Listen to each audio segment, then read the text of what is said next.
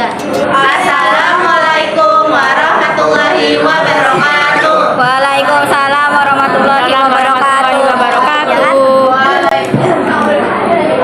Yang kelompok saya di sini ingin mempresentasikan mengenai perbedaan teks editorial dengan esai.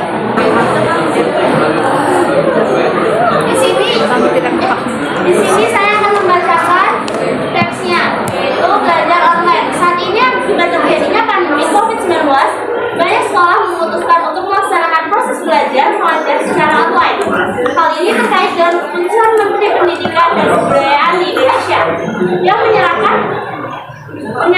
supaya melaksanakan sistem belajar secara online untuk mencegah penularan di sekolah. Sepintas tampaknya hal ini terlihat mudah, namun ternyata tidak semudah saat belajar sekolah.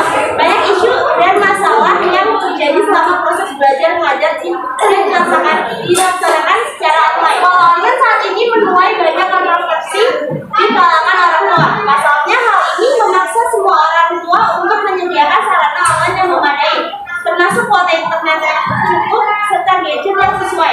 Tentu saja tidak semua kalangan sanggup melaksanakan hal tersebut. Belum lagi tingkat disiplin anak yang menurun saat belajar dari rumah. Hal ini tentu perlu menjadi perhatian dengan pemerintah. Misalnya melalui penyediaan kuota belajar yang sedikit banyak membantu mengingatkan tugas orang tua untuk membayar tagihan melalui bantuan dari pemerintah terkait. Paling ini masalah yang terjadi dengan pandemi ini dapat dihindari.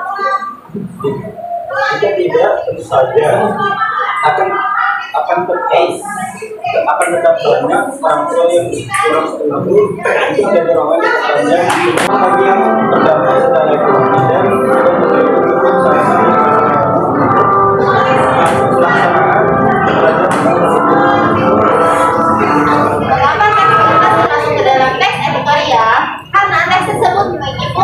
memberikan pengaruh dan sudut pandang kepada para pembaca. Maka dari itu, teks editorial bermanfaat untuk merangsang pemikiran para pembaca. Tujuannya teks editorial yang pertama memperkuasai atau mengajak pembaca ikut merenung mengenai apakah pembelajaran secara daring atau online memiliki tingkat efisien yang tinggi atau sebaliknya. Lalu yang kedua, memberikan pandangan terhadap dampak yang dirasakan selama pandemi, apalagi di dalam sistem pembelajarannya harus dilakukan secara online. Teks editorial tersebut telah mencakup ciri-ciri yang telah sesuai dengan kaidah seharusnya. Yang pertama itu tema yang aktual dan faktual. Seperti yang sudah disampaikan di atas, teks editorial dibuat berdasarkan pendapat dan sudut pandang yang sudah diambil secara matang oleh pimpinan redaksi. Lalu yang kedua ada sistematis dan logis. Maksudnya itu sistematis adalah memiliki hubungan yang sesuai dengan struktur dan kaidah pembahasan teks editorial. Selain itu, sebuah teks editorial pada dasarnya harus logis atau masuk akal.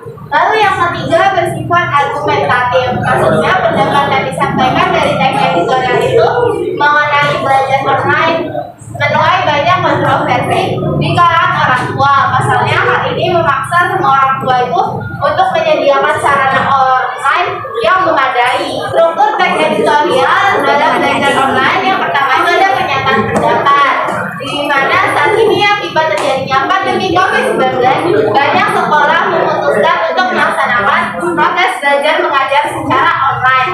Hal ini terkait dengan keputusan Menteri Pendidikan dan Kebudayaan di Indonesia yang menyarankan supaya melaksanakan sistem belajar secara online untuk mencegah penularan di sekolah. Sepintas tampaknya hal ini terlihat mudah, namun ternyata tidak semudah saat belajar di sekolah. Banyak isu dan masalah yang terjadi selama proses belajar mengajar yang dilaksanakan secara online.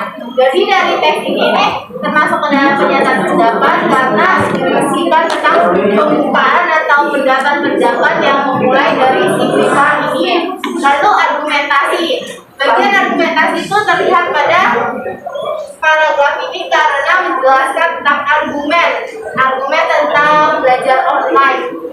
Kesimpulan dari teks tadi untuk melalui bantuan dari pemerintah terkait paling tidak masalah yang terjadi dengan keputusan belajar online ini dapat diredam.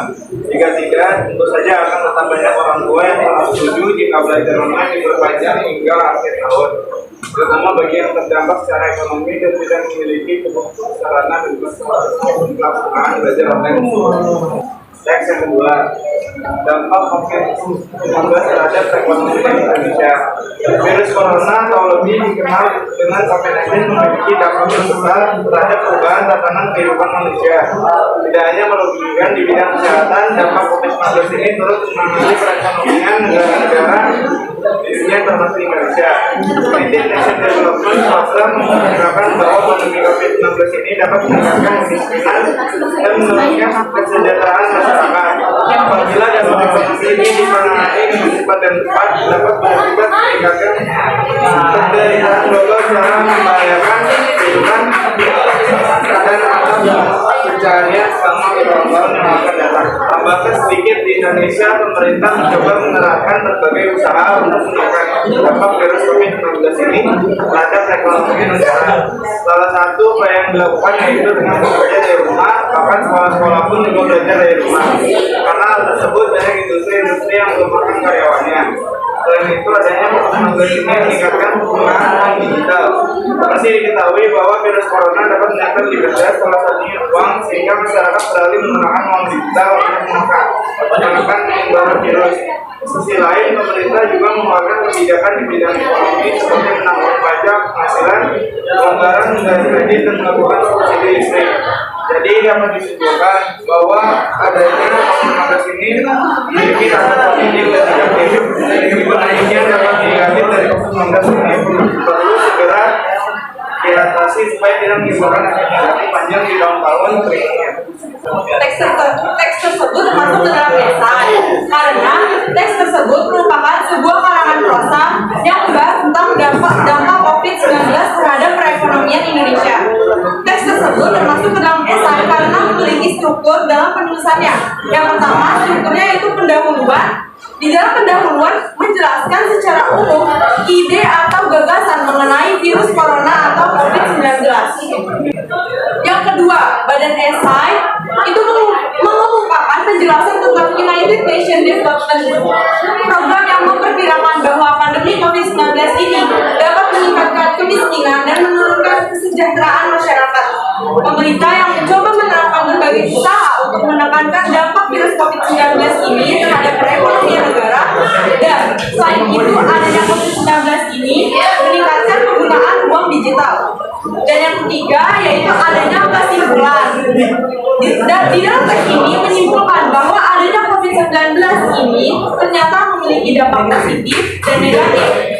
Teks di atas termasuk dalam teks esai karena memiliki tujuan, yaitu untuk meyakinkan pembaca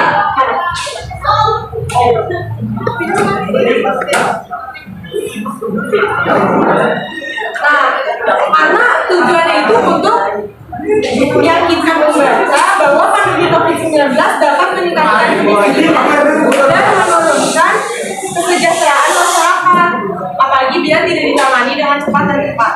Penulisan esai juga bertujuan untuk membuat pembaca bisa menerima pemikiran penulis yang tertuang di dalam esai, sehingga data-data yang dikumpulkan dan dikemukakan harus sesuai dengan fakta.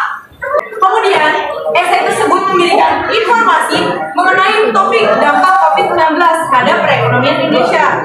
Penulisan teks di atas masuk dalam esai karena memiliki format esai yang ketat.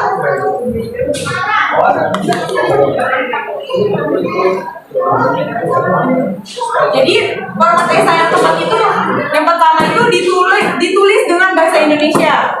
Kemudian yang kedua ada judul, terus ada pendahuluan, ada pembahasan, kesimpulan, dan yang terakhir sarannya. Apa sih perbedaan antara teks editorial dengan esai yang bahas teks tadi? Oke, perbedaannya ada di isi. Kalau di isi artikel yaitu pembahasan tentang ilmu pengetahuan karya tulis ilmiah populer. Nah, tajuk rencana itu sama aja kayak Editorial. Ya, teks editorial. Jadi ini nama lain dari teks editorial ya.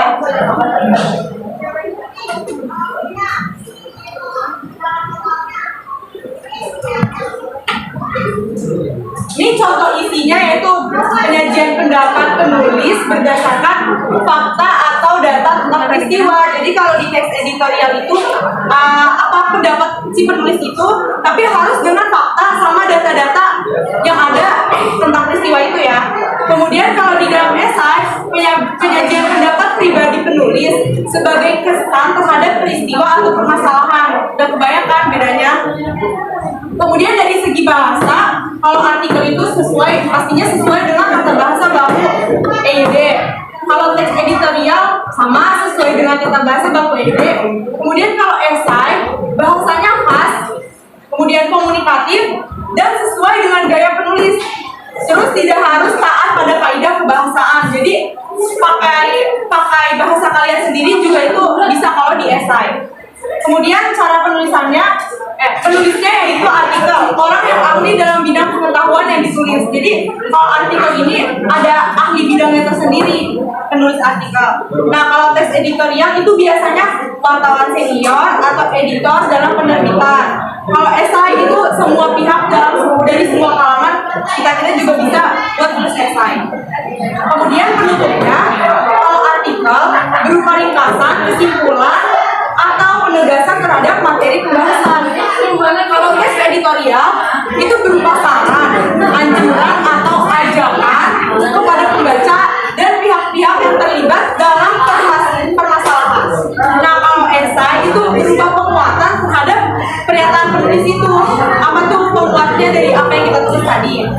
Sekian presentasi dari kelompok kami. Maaf apabila ada kesalahan dalam pengucapan kata baik dari sengaja maupun tidak. Wassalamualaikum